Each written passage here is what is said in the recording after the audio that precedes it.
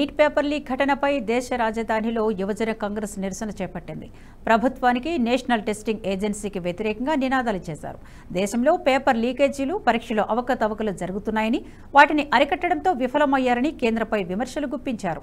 విద్యా వ్యవస్థ పట్ల విద్యార్థులు, తల్లిదండ్రులు తీవ్ర అశాంతి నెలకొందని, పేపర్ లీక్ ఘటనతో బాధపడుతున్న విద్యార్థుల గొంతుకగా వేలాది మంది యువజన కాంగ్రెస్ కార్యకర్తలు ఢిల్లీ వీధుల్లోకి వచ్చారని తెలిపారు యూత్ కాంగ్రెస్ రాష్ట్ర ప్రధాన కార్యదర్శి జైరెడ్డి, రాష్ట్ర కార్యదర్శి కూన సంతోష్.